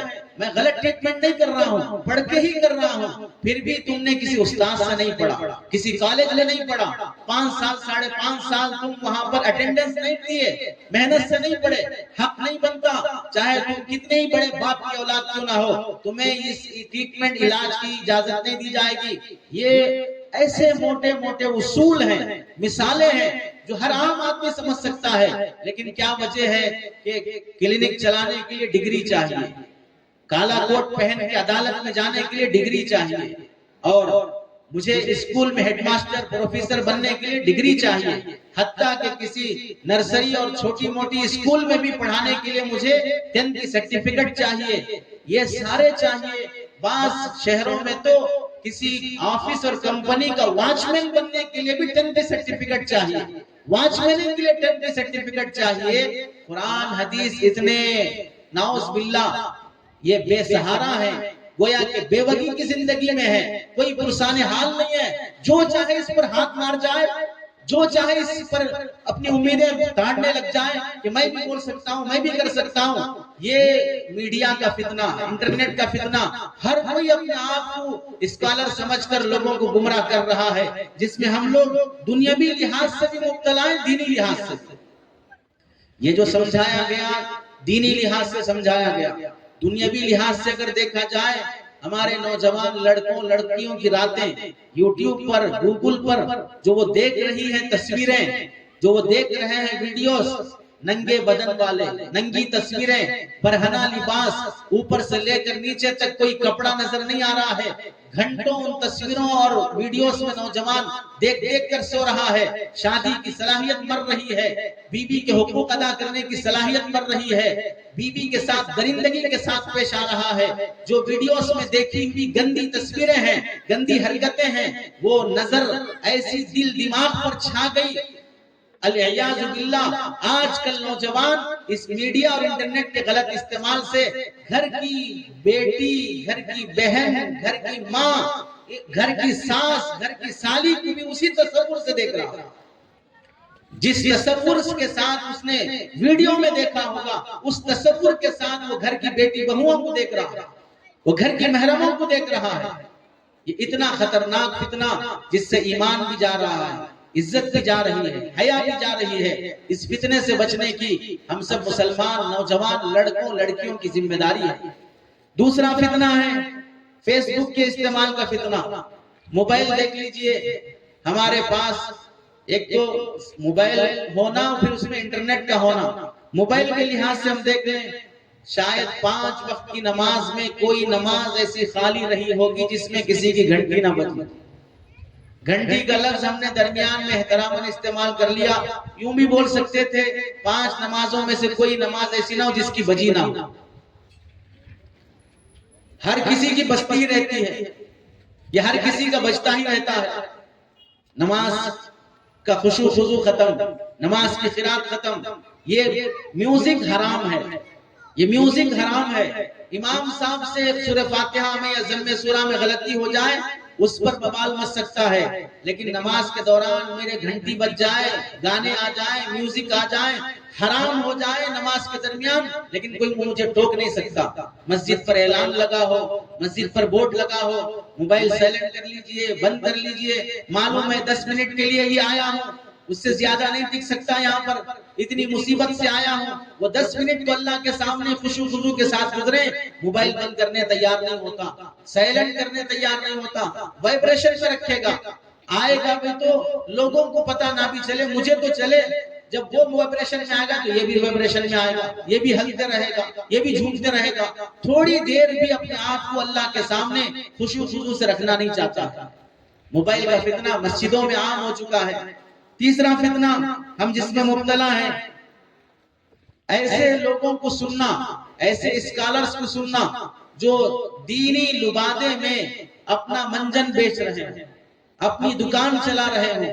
ایسے اسکالرز کو سننا جو بخاری کا حوالہ دے رہے ہیں، مسلم شریف کا حوالہ دے رہے ہیں، ابن تیمیہ کا حوالہ دے رہے ہیں، فلاں کا حوالہ دے رہے ہیں. ہر کوئی حوالہ دینے والا اسکالر نہیں ہوتا. بعض سے حوالہ دینے والے ہولے بھی ہوتے ہیں، بہت سے حوالہ دینے والے ہولے بھی ہوتے ہیں. ہر کوئی حوالہ دینے والا اسکالر ہونا ضروری نہیں ہے، پڑھا لکھا ہونا ضروری نہیں ہے. ہمیں ڈگریاں دیکھنا چاہیے. علماء جس پر اعتماد کر رہے ہوں ان سے سنا جائے گا. جیسے ہم دیکھ لیں کوئی ڈاکٹر مارکیٹ میں اچھا آیا، اچھا علاج کر رہا ہے، 10 لوگ اس کے پاس گئے، ٹریٹمنٹ ہوا، صحت ملی، تو لوگ بولتے رہتے ہیں فلاں ڈاکٹر کے پاس جاؤ، فلاں ہاسپٹل جاؤ، اچھا دیکھتا ہے، فیس تھوڑی زیادہ ہے لیکن صحیح دیکھتا ہے. مریض بھی اگر گواہی دے دے تو ہمیں ہاسپٹل اور ڈاکٹر پر بھروسہ آ جاتا ہے. پھر کیا وجہ ہے؟ علماء گواہی دے رہے ہیں پھر بھی ہمیں اپنے عالم پر بھروسہ نہیں آ رہا. علماء صاف بتا رہے ہیں کہ یہ جھوٹا ہے، یہ مکار ہے، ان کی باتیں سنی نہیں جائیں گی، یہ قرآن حدیث بیان کرنے کے قابل نہیں ہے. پھر بھی ان سے ہم قرآن حدیث سیکھنا چاہتے ہیں. اس مرض سے ہمیں بچنا چاہیے. اللہ کے نبی علیہ السلام نے ایک حدیث میں فرمایا ایک زمانہ ایسا آئے گا لوگ جن کو اپنا بڑا مان کر ان سے دین سیکھیں گے. اتخذ الناس رؤوسا جہالا فسئلوا فافتوا بغیر علم فضلوا وضلوا. ایک زمانہ ایسا آئے گا کہ لوگ اپنا بڑا جس کو بنائیں گے، جاہلوں کو اپنا بڑا بنائیں گے، جس کے پاس علم کی ڈگری نہیں ہے، عالم نہیں ہے، مفتی صاحب نہیں ہے. اب لوگ درمیان میں بولتے ہیں قرآن حدیث اللہ اور اس کے رسول کا ہے، کسی کے باپ کی جاگیر نہیں ہے. اس واسطے قرآن حدیث پر کیا صرف علماء کا، مفتیان اکرام کا ہی حق چلے گا؟ ہم اللہ کے بندے ہیں تو ہمارا بھی حق ہے قرآن حدیث پر، صرف ان کا حق تھوڑی ہے. ہم نے کہا کہ ہمارا ہی حق ہے، تمہارا بھی حق ہے، تمہارے ابا حضور کا بھی حق ہے، تمہارے دادا جان کا بھی حق ہے، نانا جان کا بھی حق ہے، نواسے پوتوں کا بھی حق ہے. لیکن وہ حق حاصل کرنے کے لیے پڑھنا پڑے گا. وہ حق حاصل کرنے کے لیے پڑھنا پڑے گا. پڑھے بغیر حق جتا نہیں سکتے، پڑھے بغیر حق جتا نہیں سکتے. جیسا کوئی آدمی یہ کہے کیا تمہارا ہی حق ہے بیوی پر، میرا بھی حق ہے، تو ہم کہیں گے بیوی پر حق ہے لیکن تمہاری بیوی پر ہے، میری بیوی پر نہیں ہے. بیوی پر حق حاصل ہے لیکن اپنی بیوی پر ہے، میری بیوی پر نہیں ہے. اپنی بیوی بنانے کے لیے مہر ادا کرنا پڑے گا. مہر ادا کر لو بیوی بنا لو، ایجاب قبول کر لو بیوی بنا لو. مہر ادا کیے بغیر، ایجاب قبول کیے بغیر ہر چلتی لڑکی کو اپنی بیوی نہیں بنا سکتے، ہر چلتے آدمی کو اپنا شوہر نہیں بنا سکتے، ہر چلتا آدمی قرآن حدیث پر اپنا حق جما نہیں سکتا. حق ادا کرو اس کے بعد حق جتاؤ. حق ادا کرنا یہ ہے کہ اسے پڑھو شاگرد بن کر، اسے حاصل کرو اصول قواعد کے ساتھ، اس کے بعد بیان کرنے لگو. اللہ کے نبی علیہ السلام نے فرمایا ایک جگہ پر کہ ایک زمانہ ایسا آئے گا کہ لوگ فتنوں میں ایسے مبتلا ہوں گے، اندھے بن جائیں گے، بہرے بن جائیں گے کہ انہیں کدھر دعوت دی جا رہی ہے انہیں سمجھ میں نہیں آئے گا. پھر وہ اس دعوت کو قبول کریں گے کہ نام فتنۃ عمیاء ثم علیہا دعاۃ علی ابواب جہنم من اجابہم الیہا قذفوا فیہا. جہنم کے دروازے پر بہت سے دینی اسکالر کھڑے ہوئے ہیں، داڑیاں بھی ہیں، پگڑیاں بھی ہیں، نمازیں بھی ہیں، دینی لبادے بھی ہیں، لیکن وہ جہنم کے دہانے پر کھڑے ہوئے ہیں. جو ان کے ان ظاہر کو دیکھ کر ان کی بات مانے گا قذفوا فیہا، اللہ کے نبی فرماتے ہیں ان سب کو جہنم میں ڈالا جائے گا. اس واسطے اللہ نے جن کو یہ ذمہ داری دی ہے قرآن حدیث پڑھ کر سمجھانے کی، ان کی بات سنی جائے. اور ایک جگہ پر آپ علیہ السلام نے فرمایا لیس من امتی من یبجل کبیرنا ویرحم صغیرنا ویعرف لعالمنا حقہ. جو آدمی اپنے چھوٹے پر رحم نہ کرے اور بڑوں کی قدر نہ کرے، عالم کا حق نہ جانے کہ اس کا حق کیا ہوتا ہے، وہ میری امت میں ہے ہی نہیں. اس کے تحت میں سمجھنا یہ ہے عالم جس نے قرآن حدیث پڑھا ہے اس کا حق یہ ہے کہ قرآن اس سے سیکھا جائے. اس کا حق یہ ہے کہ مسائل اس سے پوچھے جائیں، اس کی عزت اور اس کا احترام کیا جائے۔ دینی جماعتیں ہوں، دینی تنظیمیں ہوں، یا دو چار افراد ہی کیوں نہ ہوں، امت کی اجتماعیت کو ختم کرتے ہوئے اپنے 1.5 اینٹ کی مسجد الگ بنا لیا۔ وہ مسائل جن مسائل میں اختلاف کی ضرورت ہی نہیں ہے، ان مسائل میں اختلاف کر رہا ہے۔ جیسے اس کی 1-2 مثالیں دیکھیں۔ حضرت مولانا حسن البنا رحمت اللہ علیہ عرب مصر کے بڑے مجاہد گزرے ہیں، تنظیمی شخصیت گزری ہے، ان کی تاریخ اور سوانح بھی ہے۔ ایک مسجد میں گئے تو دیکھا کہ ایک مسجد میں 2 جماعتیں چل رہی ہیں۔ رمضان المبارک کا مہینہ ہے، ایک جماعت 20 رکعت تراویح پڑھ رہی ہے، دوسری جماعت 8 رکعت تراویح پڑھ رہی ہے، 2 جماعتیں چل رہی ہیں۔ حسن البنا رحمت اللہ علیہ نے دیکھ کے فرمایا، ان لوگوں کو نماز سے فارغ ہونے کے بعد بلا کر یہ پوچھا، تراویح کی نماز فرض واجب ہے کہ سنت ہے؟ تراویح کی نماز واجب ہے کہ سنت ہے؟ تو سب نے کہا کہ سنت ہے، سنت نفل میں شامل ہوتی ہے۔ سب نے کہا سنت ہے۔ امت کی اجتماعیت ایک بنا کر رکھنا، ٹوٹنے نہ دینا، یہ سنت ہے کہ واجب ہے؟ امت کی اجتماعیت کو جوڑ کر رکھنا، بکھرنے نہ دینا، یہ سنت ہے کہ واجب ہے؟ تو سب نے کہا کہ واجب ہے۔ وَاعْتَصِمُوا بِحَبْلِ اللَّهِ جَمِيعًا، اللہ کی رسی کو مضبوطی سے تھامے رہو، ایک مسلمان بنے رہو۔ سارے مسلمان ایک جسم کے لحاظ سے ہیں، جب ایک عضو کو تکلیف پہنچتی ہے تو دوسرا درد محسوس کرتا ہے۔ کتنی دلیلیں ہیں اجتماعیت کی، تو امت کی اجتماعیت تو واجب چیز ہے۔ تو حضرت حسن البنا رحمت اللہ نے فرمایا، جب اجتماعیت واجب ہے تو کیا اچھا ہوتا کہ 8 والے بھی 20 کے ساتھ شامل ہو جاتے، ایک جماعت نظر آتی، ایک جماعت نظر آتی۔ لیکن تم نے اپنی جماعت الگ بنائی، دوسروں کی جماعت الگ کرنے دی، بڑی جماعت سے، اجتماعیت سے تم نے اپنے آپ کو الگ کر لیا، اس سنت کی خاطر واجب کو چھوڑ دیا۔ بھلا وہ سنت کیا ہدایت کا سبب بنے گی جس سنت سے واجب چھوٹ رہا ہے؟ وہ سنت کیا ہدایت کا سبب بنے گی جس سنت سے واجب چھوٹ رہا ہے؟ جماعت سے نماز پڑھنا واجب ہے۔ آپ علیہ السلام نے کیا فرمایا؟ جماعت کی نماز کی جو تاکید فرمائی ہے، گھر میں جو نماز پڑھتے ہیں جماعت چھوڑ کر، من کرتا ہے کہ یہاں جماعت کھڑی کر دی جائے اور ان کے گھروں کو جلا دیا جائے جو گھروں میں نماز پڑھ رہے ہیں۔ مگر چونکہ عورتیں بھی گھروں میں ہوتی ہیں، عورتوں پر جماعت کی نماز واجب نہیں ہے، اس واسطے انہیں چھوٹ دی جا رہی ہے۔ یہاں غور کریں آپ اس حدیث میں، جو لوگ گھروں میں نماز پڑھ رہے ہیں جماعت چھوڑ کر، ان کے گھروں کو جلانے کی وعید سنا رہے ہیں آپ علیہ السلام۔ کیوں بھائی؟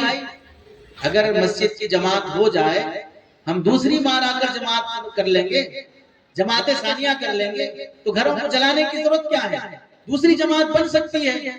وہ بے نمازی تو نہیں ہے جو گھر میں رہ رہے ہیں۔ کیا فرمایا؟ جو گھر میں نماز پڑھ رہے ہیں، مطلب ہے کہ وہ بے نمازی نہیں ہے، نمازی ہی ہے، وہ نماز نہیں چھوڑ رہے ہیں۔ لیکن جو مسجد کی، محلے کی جو پہلی جماعت ہے اس میں شامل نہیں ہو رہے ہیں، تو آپ علیہ السلام نے فرمایا کہ ان کے گھروں کو جلانے کا من کر رہا ہے۔ علماء نے کیا لکھا ہے؟ اگر مسجد کے محلے کی مسجد کی جماعت چھوڑ کر دوسری جماعت بنانے کی اجازت ہوتی تو آپ یہ وعید ہی نہ فرماتے، کیونکہ آ کر وہ دوسری جماعت بنا سکتے تھے۔ لیکن ہم نے کیا شروع کیا؟ سعودیہ میں دیکھ کے آیا، کویت میں دیکھ کے آیا، فلاں جگہ پہ دیکھ کے آیا۔ بھائی ہم کہتے ہیں دیکھے کس کو ہو، اپنے ہی جیسے حولے کو دیکھ کے آئے ہو، اپنے ہی جیسے بے دین کو دیکھ کے آئے ہو، وہاں کے علماء کو دیکھتے، وہاں کے مفتیان اکرام کو دیکھتے، وہاں کے دینی اسکالرز کو دیکھتے، تو پھر تم سمجھ سکتے شریعت کیا ہے۔ اپنے ہی جیسے کسی انپڑھ کو دیکھ کے آئے اور کہنے لگے کہ وہاں میں نے دیکھا تو یہاں بھی میں کروں گا۔ اب تک سنی مسلمان تھے، اب بصری مسلمان ہو گئے، پہلے سن کے عمل کرتے تھے، اب دیکھ کے بدلنے لگے۔ قرآن حدیث ہمارے لیے معیار ہے یا کسی علاقے کے مسلمان ہمارے لیے معیار ہے؟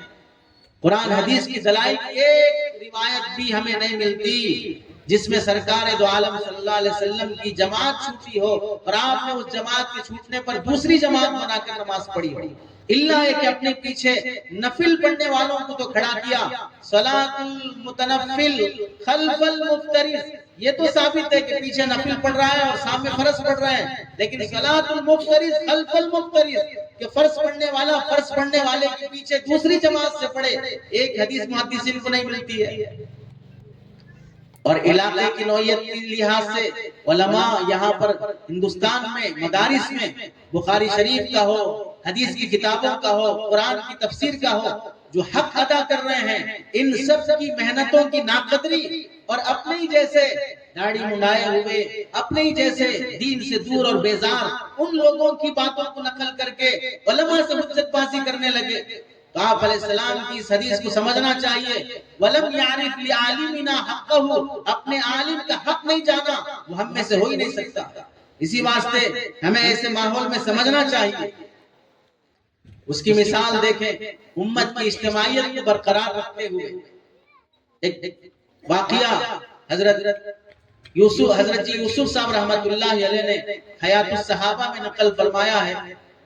حضرت عثمان غنی رضی اللہ تعالیٰ عنہ کا زمانہ ہے، خلافت آپ کی ہے، حج کا موسم ہے، آپ کی 2 بیویاں تھیں، ایک منی میں مقیم تھی اور ایک مدینہ منورہ میں مقیم تھی۔ جب بیوی وہاں پر مقیم ہو، اقامت کی حالت میں ہو، شوہر جب وہاں پر آئے اور اس کا ارادہ بھی اقامت کا ہو، تو اس کے لیے اب قصر کی نماز نہیں ہوتی ہے، اس کے لیے اتمام کرنا ہوتا ہے، 4 رکعت نماز پڑھنی ہوتی ہے۔ مینا کے میدان میں حضرت عثمان رضی اللہ تعالیٰ عنہ نے 4 رکعت نماز پڑھائی، پیچھے حضرت ابوذر رضی اللہ تعالیٰ عنہ یا کوئی اور صحابی تھے، انہوں نے رسول اکرم صلی اللہ علیہ وسلم کو مینا میں، عرفہ میں، مزدلفہ میں جو نمازیں پڑھی گئی ہیں 2 رکعت پڑھتے دیکھا ہے، عصر نماز، ظہر ہے، عصر ہے، عشاء ہے۔ حضرت صدیق اکبر کو 2 رکعت پڑھاتے دیکھا ہے، حضرت عمر رضی اللہ عنہ کو 2 رکعت پڑھاتے دیکھا ہے، حضرت عثمان رضی اللہ عنہ یہ 4 رکعت پڑھا رہے ہیں۔ تو آپ نے تنبیہ کی حضرت عثمان رضی اللہ عنہ کی اور فرمایا کہ میں نے ان سب مقدس شخصیات کو حج کے موسم میں یہاں 2 رکعت پڑھاتے دیکھا اور آپ 4 پڑھا رہے ہیں۔ ظاہر سی بات ہے یہ اپنے نبی کو دیکھے ہوئے عمل کے خلاف تھا، تو برداشت نہیں ہوا، خلیفہ کو ڈانٹ دیا۔ حضرت عثمان رضی اللہ عنہ نے جواب نہیں دیا یا وضاحت کر دی کہ میرا یہاں پر اقامت کا معاملہ ہے، اس واسطے 4 رکعت ہے۔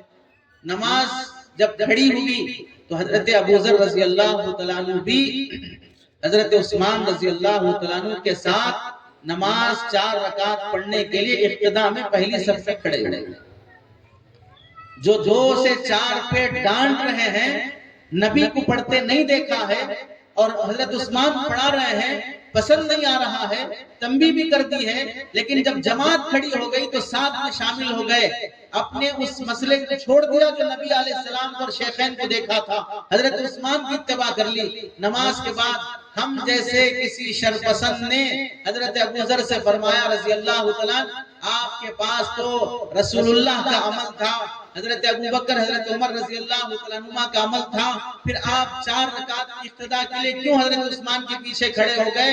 آپ الگ سے 2 رکعت کی جماعت بنا لیتے، الگ سے پڑھ لیتے، آپ کے پاس تو دلیل تھی۔ حضرت ابوذر رضی اللہ عنہ نے کیا فرمایا؟ ابوذر کے لیے عثمان کے پیچھے 2 رکعت پڑھ لینا آسان ہے، بمقابل اس کے کہ امت کی اجتماعیت کو توڑ دیا جائے، امت کے اندر انتشار پیدا کر دیا جائے، امت کی اجتماعیت کو بکھیر دیا جائے، اس گناہ کے مقابلے میں 2 رکعت زیادہ پڑھ لینا ابوذر کے لیے آسان ہے۔ ہم دیکھیں کن مسئلوں پر امت کی اجتماعیت کو ختم کیا جا رہا ہے، کون کون سے مسائل اچھالے اور چھیڑے جا رہے ہیں، جن فتنوں میں ہم لوگ مبتلا کیے جا رہے ہیں۔ ہمارے آس پاس کے دوست و احباب، ایک گوہر شاہی کا فتنہ ہے، پڑوس ملک میں پیدا ہوا ایک شخص، اس کے والد بھی مر گئے، چونا بیچا کرتے تھے، گھر پرچون کی دکان چلاتے تھے، عملیات کرتے تھے، کچھ نہیں ہو سکا، پھر بیٹا بھی اپنی زندگی نبھا نہیں سکا، کئی سال ادھر ادھر ملکوں میں گھومتا رہا، پھر آخر میں عملیات شروع کیا، تعویذ گنڈے شروع کیا، اس کے ذریعے سے علاج معالجہ نہیں ہو سکا، پھر ایک انجمن قائم کی، انجمن سرفروشان اسلام کے نام سے، اس میں بیٹھ کر ایسے ایسے دعوے کیے اور کہا کہ میں حضرت مہدی ہوں، میری صورت اور چہرہ آسمان پر، چاند پر، حجر اسود پر نظر آتا ہے، ویڈیو میں دکھانے لگا، دیکھو چاند میں جو شکل دکھ رہی ہے یہ میری ہے، حجر اسود میں جو دکھ رہی ہے میری ہے۔ ایسے غلیظ لوگ چاند پر جائیں گے، ایسے غلیظ لوگ حجر اسود پہ نظر آئیں گے۔ حجر اسود کے جیسے ٹکڑے ہوئے اللہ ویسے ٹکڑے کر دیں گے جہاں جہاں۔ وہ ٹکڑے ہونا تو تکوینی طور پہ تھا، یہ ٹکڑے ہونا عذاب کے طور پر ہوگا۔ اب وہ شخص مہدی ہونے کا دعویٰ کر کے مر کے چلا گیا، لیکن اس کی جگہ پر ایک دوسرا شخص یوٹیوب میں بیٹھ کر یونس گوہر شاہی کے نام سے اس نے تو اتنا گمراہی پھیلا رکھی ہے، اب تو اس نے کلمہ ہی بدل دیا، لا الہ الا اللہ کی جگہ پر لا الہ الا ریاض بولنے لگا۔ ریاض گوہر شاہی جو مر کے گیا ہے، اس کا شاگرد اور اس کا چیلا کلمہ ہی بدل کر لا الہ الا ریاض بولنے لگا، اور اس کے کلمے کی ورد لوگ گھروں میں بیٹھ کے کلمے کی تسبیح پڑھ رہے ہیں، لا الہ الا ریاض۔ یہ دین ہے، یہ شریعت ہے، کس سے لوگ سیکھ رہے ہیں؟ حتیٰ کہ ایک ویڈیو میں نے دیکھا جس میں وہ صاحب بول رہا ہے کہ اللہ نے بھی ایک بار میرے معبود، نعوذ باللہ، اور ریاض گوہر شاہی کے بارے میں بول رہا ہے، میرے معبود ریاض گوہر شاہی سے اللہ نے ایک بار ملاقات کی، اور جب الوہیت کی بات ہونے لگی تو میرے معبود نے پوچھا کہ اللہ آپ مجھے کیا سمجھتے ہیں؟ تو اللہ نے کہا کہ ریاض الیاذ باللہ 100 بار بولتے ہوئے اللہ ہمارے ایمان کی حفاظت فرمائے، وہ شخص اپنی گھٹیا زبان سے نقل کر رہا ہے، ریاض میں بھی تمہیں اپنا خدا سمجھ رہا ہوں۔ یہ ویڈیو پر پوری پبلک کے سامنے، اور آڈینس سننے والے خود کو مسلمان کہہ رہے ہیں، داڑھی والے بھی ہیں، ٹوپی والے بھی ہیں، بیٹھے ہوئے اس کی واہ واہ کر رہے ہیں۔ کیا اس کی عبودیت کے بعد اللہ کی الوہیت پر گفتگو کرنا گویا کہ اللہ کی شان میں توہین ہے۔ ایسے فتنے یوٹیوب پر پھیل رہے ہیں بلا تمیز کہ ہم سن رہے ہیں کہ ہم کن کن فتنوں میں مبتلا ہوتے جا رہے ہیں۔ نوجوان جنگلوں میں جا کے ویڈیوز بنا رہے ہیں، ایسے ان غلیظ قسم کے لوگوں کے ویڈیوز سن کر اپنی عقیدت کا اظہار ان لوگوں سے کر رہے ہیں۔ ایک فتنہ ہے شکیل بن حنیف کا، بہار کا پیدا ہوا، کبھی ٹوکریاں بیچنے لگا، کبھی گھروں میں ٹیوشن پڑھانے لگا، کبھی تبلیغی جماعت میں گیا، کبھی گھروں میں جا کر الیکٹریشن کا کام کرنے لگا، کوئی دکان نہیں چل سکی، پھر ہوتے ہوتے اپنے کو مہدی ہونے کا بھی دعویٰ کر رہا ہے، اپنے کو حضرت عیسیٰ ہونے کا بھی دعویٰ کر رہا ہے۔ حضرت عیسیٰ علیہ السلام حضرت مریم رضی اللہ تعالیٰ عنہ کے بیٹے ہیں، پیدا ہو گئے، چند سال زندگی گزاری، آسمانوں پر محفوظ ہیں، اپنی جگہ پر اللہ تعالیٰ قیامت کے قریب ان کو آسمان سے نازل کریں گے۔ یہ حضرت عیسیٰ کی شخصیت ہے جن پر ہم نبی ہونے کی حیثیت سے ایمان لا چکے ہیں۔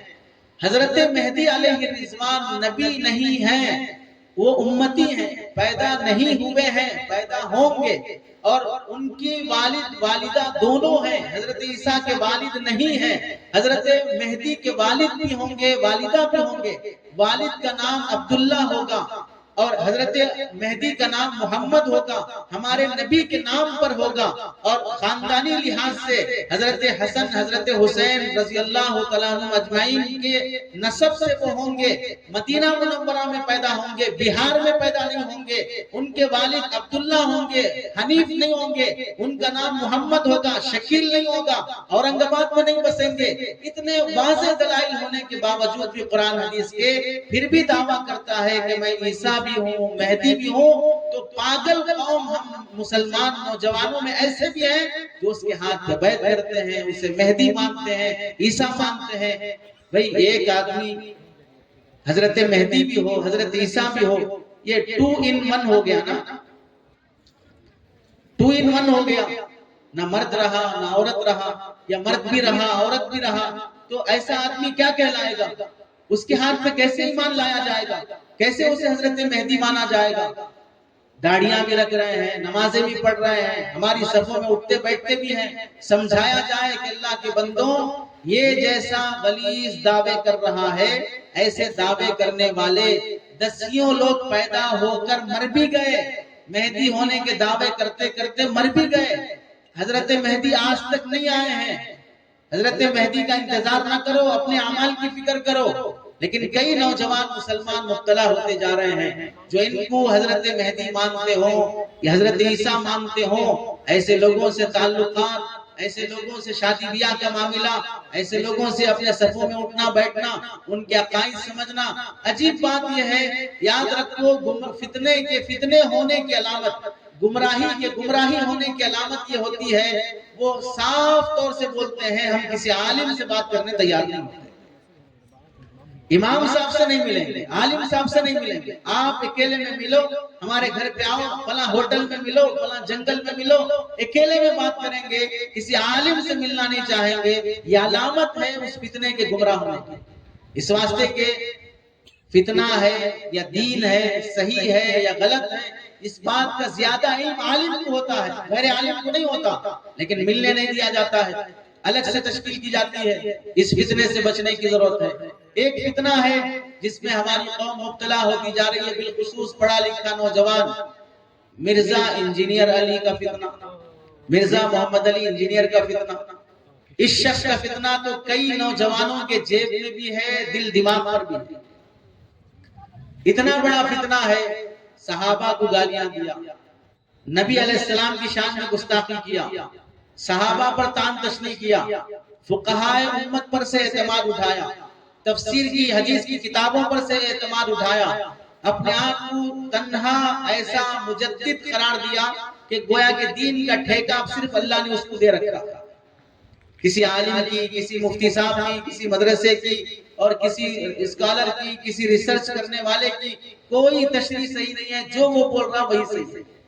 کئی جگہوں پر حضرت ام المومنین عائشہ رضی اللہ تعالیٰ عنہ پر ظالم ہونے کا الزام لگایا۔ نبی کریم صلی اللہ علیہ وسلم کے لیے جو ورڈ اس نے یوز کیا ہے، ایک ویڈیو میں وہ بول رہا ہے نبی کریم صلی اللہ علیہ وسلم کے بارے میں، نقل کفر نباشد، وہ ہمارے نبی علیہ السلام کے لیے چھوکرے کا لفظ استعمال کرتا ہے۔ اس قدر گستاخانہ تعبیرات صحابہ کی شان میں، اولیاء کی شان میں، سیدنا عبد القادر جیلانی رحمت اللہ علیہ کے پیچھے اتنا ہاتھ دھو کے پڑا ہے، پتہ نہیں اس کے باپ دادا کا حضرت سیدنا عبد القادر جیلانی نے کیا بگاڑا ہوا۔ اتنے برے القاب، اتنی برے الفاظ سیدنا عبد القادر جیلانی رحمت اللہ علیہ سے متعلق استعمال کرتا، لیکن کتنے نوجوان ہیں سنتے ہیں اس کی پوری اسپیچ میں سوائے صحابہ پر، فقہا پر، امت پر تان تشنیع کے کچھ نہیں رہتا ہے، نہ کوئی صحیح مسئلہ۔ ایک جگہ پر کہہ رہا ہے کہ مساجد پر سے اسپیکر ہٹا دینا چاہیے، اس کی ضرورت ہی نہیں ہے۔ وہی ہو رہا ہے جو دشمن کا اعلی کار بنا ہوا ہے۔ نمازوں کے اندر جنازے کی نماز کا طریقہ الگ، مسائل پاکی ناپاکی کے مسائل میں طریقے الگ، کئی مسائل ایسے گھڑ رکھے ہیں۔ ایک جگہ پر تو یہ کہہ دیا کہ فلیٹ میں نماز معاف ہے۔ کیا پڑھا کیا نہیں پڑھا، کون سے مدرسے سے فارغ، انجینئر کا کام کیا ہوتا ہے؟ اگر وہ سیول کا ہے تو اس کا کام ہے باتھ روم بناؤ، واش روم بناؤ، نالے صحیح بناؤ، گندگی صحیح جائے، بدبو صحیح جائے، ایگزاسٹ فین صحیح لگاؤ، اس کا وہ کام ہے۔ میکینیکل انجینئر ہے، نیٹ بورڈ صحیح کرو، وائرنگ صحیح دیکھو، صحیح سے سیٹنگ فٹنگ کرو، یہ اس کا کام ہے۔ آدمی اپنا کام چھوڑ کر کس میں منہ ڈالنے لگا، ہر ہنڈی میں میری منڈی اچھی نہیں لگتی ہے۔ لیکن نوجوانوں کا حال یہ ہے، جو دینی لبادے میں آ گیا اسے اپنا رہنما رہبر مان کر سننے لگے۔ اور ایک آخری جس فتنے کا ہمیں تذکرہ کرنا چاہیے، ہمارے وہ بھولے بھالے مسلمان نادان دوست جس میں فقہاء اکرام پر سے اعتماد ختم کرتے ہیں۔ تقلید کسے کہتے ہیں؟ تقلید کا معنی ہے کسی عالم دین کی بات کو دلیل پوچھے بغیر مان لینا۔ آپ میں سے جتنے لوگ بیٹھے ہیں، سر کا درد ہے، پیٹ کا درد ہے، کسی ڈاکٹر کے پاس گئے تو اس نے میڈیسن لکھ کے دیا کہ یہ گولیاں کھاؤ۔ گولیاں کی جو سلپ ہے وہ لینے کے بعد ڈاکٹر سے پھر پلٹ کے پوچھتے ہو کہ ڈاکٹر صاحب آپ نے جو گولیاں لکھی ہیں کس کتاب کے حوالے سے لکھی ہیں، وہ تھوڑا حوالہ بھی نیچے لکھیے۔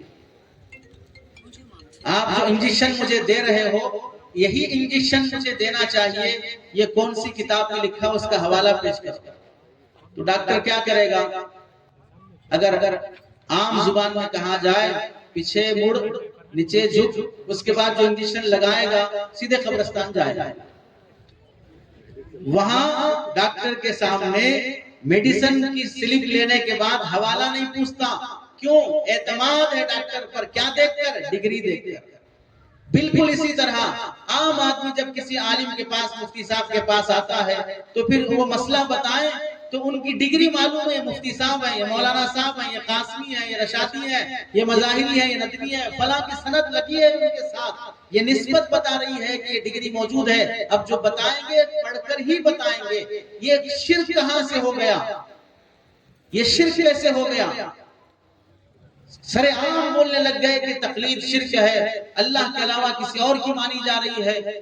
قرآن مجید نے 5ویں پارے میں فَاسْأَلُوا أَهْلَ الذِّكْرِ إِن كُنتُمْ لَا تَعْلَمُونَ، اگر نہیں جانتے ہو تو اہل الذکر کی تفسیر مفسرین نے کیا لکھی ہے؟ علماء ہیں، فقہاء ہیں، اپنے دور کے مجتہدین ہیں، ان سے مسائل معلوم کرو، ان سے دین اور شریعت کے مسائل معلوم کرو۔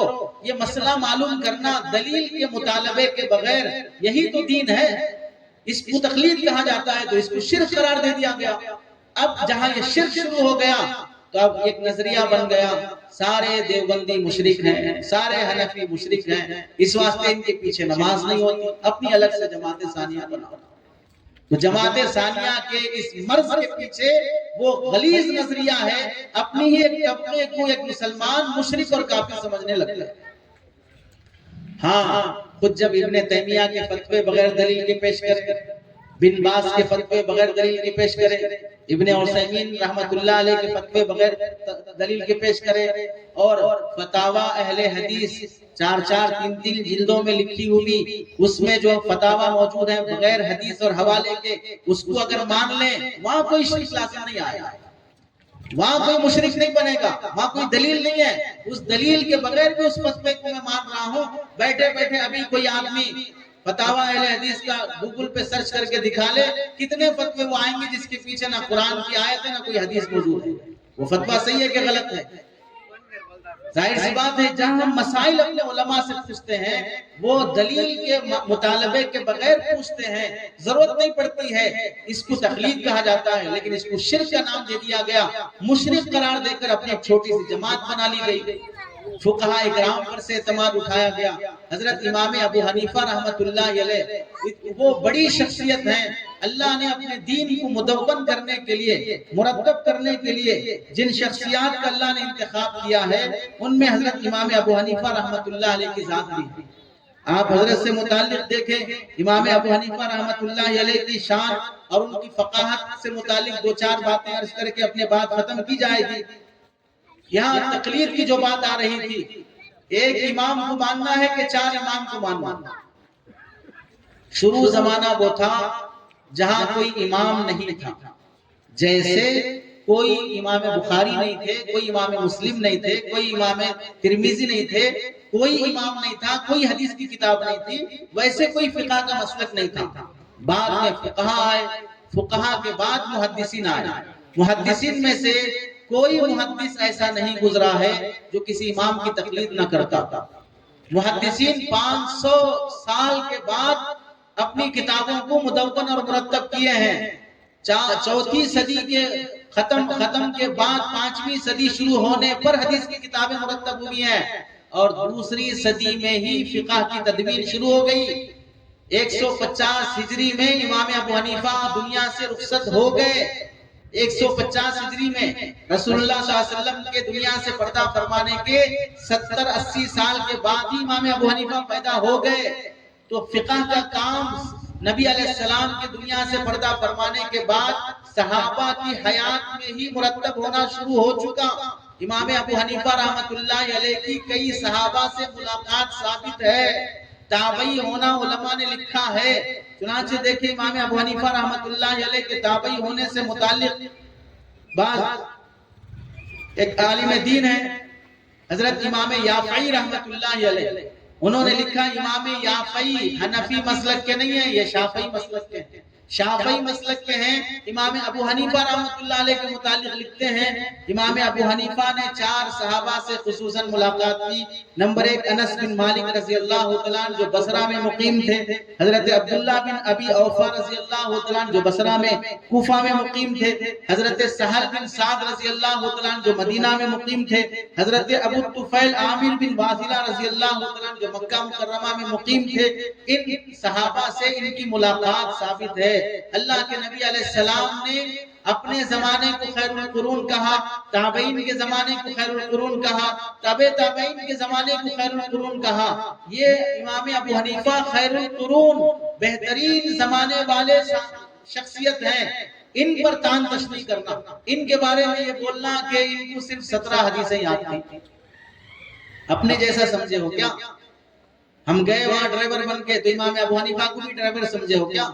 ہم گئے وہاں پر پوچھا مارنے کے لیے تو اپنے جیسا سمجھے ہیں؟ امام ابو حنیفہ رحمۃ اللہ علیہ کی تاریخ میں لکھا ہے کہ 4000 ان کے پڑھانے والے اساتذہ تھے۔ 4000 اساتذہ ان کے پڑھانے والے تھے۔ جو 4000 علماء سے پڑھا ہو، اگر ایک ایک عالم سے بھی ایک ایک حدیث سیکھ لے تو 4000 حدیثیں تو ویسے ہی ہو گئی، اور آدھے کر کے 2000 حدیثیں تو ویسے ہی ہو گئی۔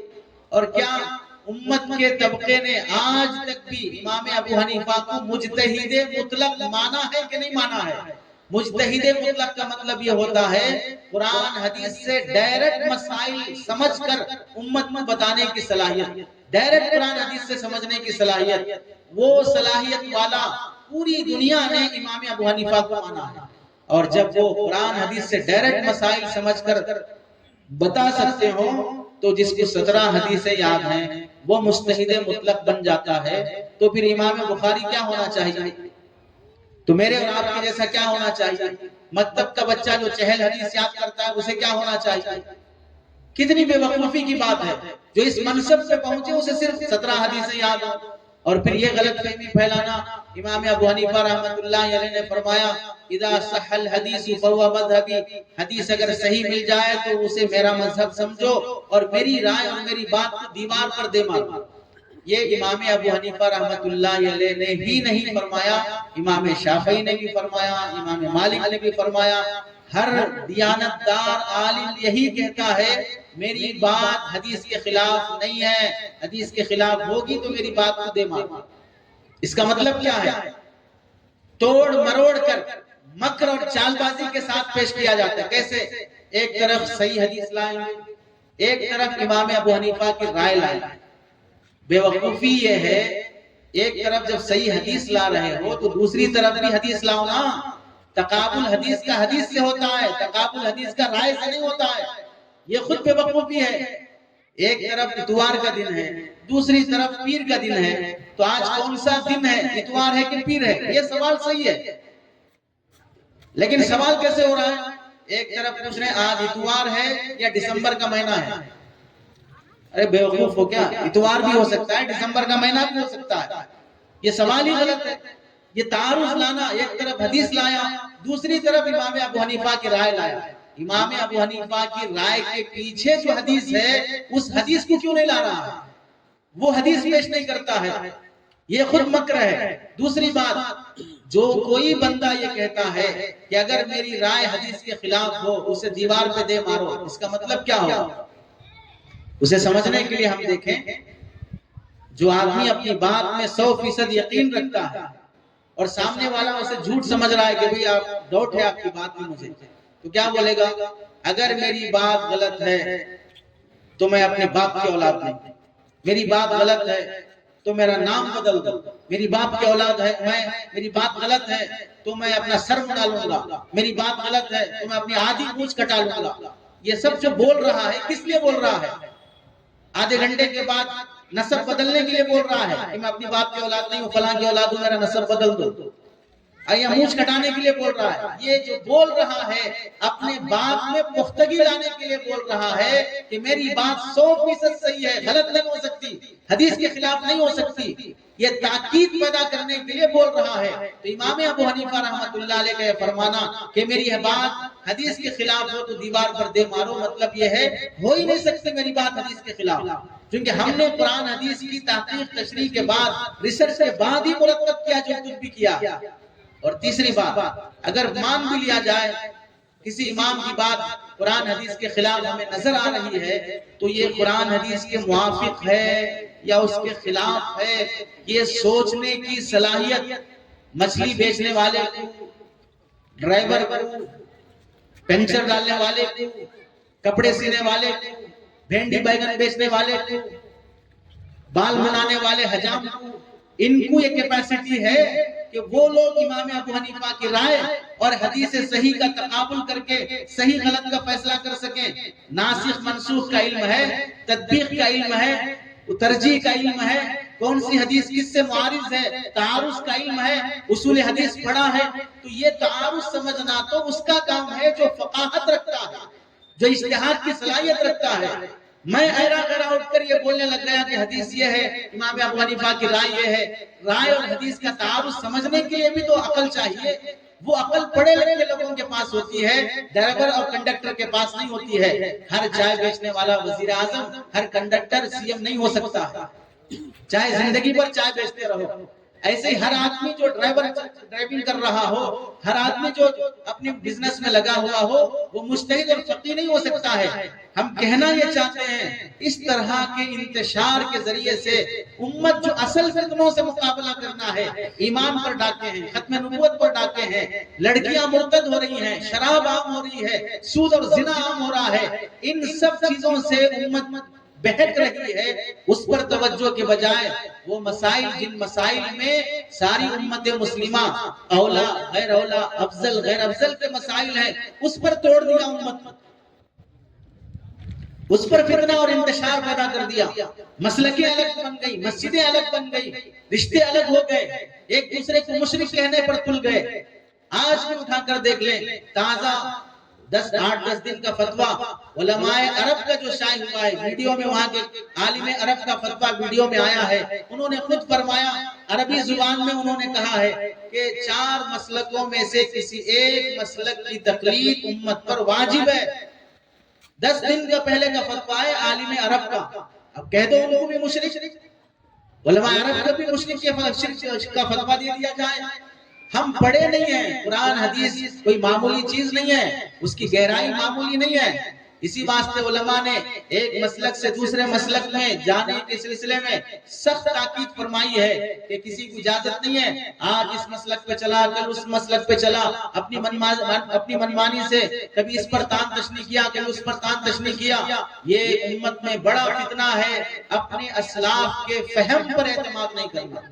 ایک یہ ہے کہ میں قرآن حدیث سمجھا، ایک دوسرا یہ ہے کہ صحابہ نے قرآن حدیث سمجھا۔ اب آپ سمجھیں میری سمجھ بڑی ہے یا صحابہ کی سمجھ بڑی ہے؟ جس کو تھوڑی بھی سمجھ ہے وہ کہہ سکتا ہے صحابہ کی سمجھ بڑی ہے، ہماری سمجھ بڑی نہیں ہے۔ اس سے نیچے آ جائیں، تابعین نے قرآن سمجھا، حدیث سمجھا، میں نے اور آپ نے قرآن حدیث سمجھا، ہماری اور آپ کی سمجھ بڑی ہے یا تابعین کی سمجھ بڑی ہے؟ تابعین کی سمجھ بڑی ہے۔ اس سے نیچے آئیں، تبع تابعین نے قرآن حدیث سمجھا، میں نے اور آپ نے قرآن حدیث سمجھا، میری اور آپ کی سمجھ بڑی ہے یا تبع تابعین کی سمجھ بڑی ہے؟ جب اتنی بات سمجھ میں آ گئی تو امت جو تقلید کر رہی ہے اپنی سمجھ پر اعتماد کرنے کے بجائے تابعین اور تبع تابعین کی سمجھ پر اعتماد کر رہی ہے، کیونکہ میری سمجھ میں نفسانیت ہے، مجھے اتنا علم نہیں ہے، میں وہ سارے علوم نہیں پڑھا ہوں جس میں اجتہاد کی صلاحیت ہو سکے، قرآن حدیث سے ڈائریکٹ مسائل میں معلوم کر سکوں۔